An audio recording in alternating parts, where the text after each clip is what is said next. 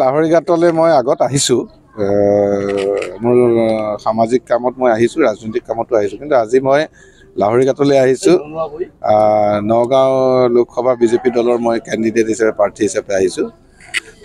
মই ভাল লাগিছে যে মানুহখিনি এবাৰ আমি ভাল সঁহাৰি পাইছোঁ আৰু আমি আশা কৰিছোঁ যে আহি থকা আমাৰ ইলেকশ্যনত আমাৰ এইবাৰ লাহৰীঘাটত আমি ভাল ৰিজাল্ট কৰিম। টোটেল হেৰিয়াত আমি সমষ্টিটোত লাহৰীঘাটত আমি আগবাঢ়িম এইবাৰ। আৰু আপোনালোকৰ পৰাও সহায় বিচাৰিছোঁ। আপোনালোকেও জানে আমাৰ যিকেইটা কথা মই বক্তব্যত ক'লোঁ, এটা সঁচা কথা, এটা প্ৰেক্টিকেল কথা, যে যিটো মাথাউৰি বনিছে এইটো সপোনৰ অগোচৰ মাথাউৰি এটা, য'ত দুখন গাড়ী একেলগে ক্ৰছ হ'ব পাৰে মাথাউৰিৰ ওপৰেদি।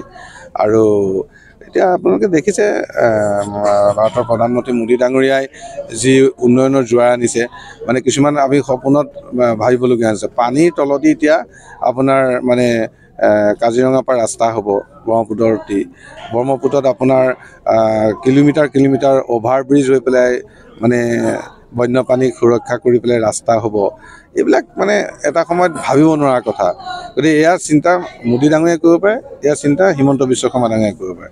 আৰু আমাৰ ডেকা মন্ত্ৰী পীযুষ হাজৰিকা ডাঙৰীয়া আছেই, কৰোঁ বুলি ক'লেই কাম ৰাইজক কৰি দিয়ে। গতিকে আমি এটাই কথা যে আমি ৰাইজ এতিয়া মোদী ডাঙৰীয়াৰ লগত থাকিব লাগে। আৰু এইটো ইলেকশ্যন ৰাইজে ভোট মোদী ডাঙৰীয়াক দিব, পদুম ফুলক দিব। গতিকে ইয়াৰ জয় মোদী ডাঙৰীয়া জয়, পদুম ফুলৰ জয়। আমি একচুৱেলি দেখিছোঁ আমাৰ লগত UDF হ'ব, কংগ্ৰেছৰ হেৰিয়াত নাহিব, UDF হ'ব। কিন্তু ইয়াত আমি গম পাওঁ যে UDFৰ অলপ বেছ আছে। কিন্তু আমাৰ এইবাৰ ৰাইজে আমাক কথা দিছে, আমিও ছাৰ্ভে কৰিছোঁ, হেৰি হৈছে, আমি আহিও আছোঁ। ইয়াত কিন্তু আমি আগবাঢ়িম। এইটো এটাতো মানে পৰিকল্পনাটো এটা গোপন কথা, কিন্তু আমাৰ মেইন পৰিকল্পনাটো আপুনি জানে, মোদী ডাঙৰীয়াৰ যিটো ভাৰতৰ প্ৰধানমন্ত্ৰীৰ যিটো উন্নয়নৰ জোৱাৰ, আমাৰ মুখ্যমন্ত্ৰী হিমন্ত বিশ্ব শৰ্মা ডাঙৰীয়াৰ ৰাইজৰ প্ৰতি যিটো প্ৰীতি, মহিলাসকলে যিটো নিজৰ ল'ৰা বুলি তেখেতক মুখ্যমন্ত্ৰীগৰাকীক ভাবে, আৰু মহিলাসকলক লাখপতি বাইদেউ বনাব গৈছে, আৰু এতিয়া আকৌ 10,000কৈ টকা প্ৰতিগৰাকী মহিলাক দিব গৈ আছে। আগৰ মই আঁচনিখিনি দীঘলীয়া নকৰোঁ, হৈ আছে। আৰু পীযুষ হাজৰিকা ডাঙৰীয়াই কেনেকুৱা কাম কৰি আছে, এয়াতো আমাৰ মেইন মানে ভোট পোৱাৰ এটা হেৰি। আৰু মোৰ পাৰ্চনেল একো দৰকাৰেই নাই মই কিবা পাবা, আৰু অকণমান হেৰি আছে, ষ্ট্ৰেটেজি আছে, সেইখিনিতো আৰু ছিক্ৰেট আপোনালোকে জানে।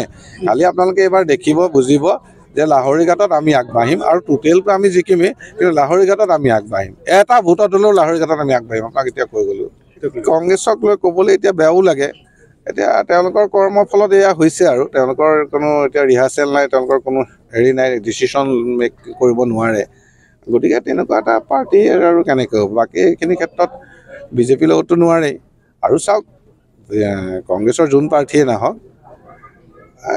মোদী ডাঙৰীয়াৰ লগত আৰু হিমন্ত বিশ্ব শৰ্মা ডাঙৰীয়াৰ লগত কোনো সন্মুখত খাৰা হোৱাৰ কোনো কাৰো হেৰি নাই, ইমেজ নাই। গতিকে আমাৰ জয় নিশ্চিত আৰু।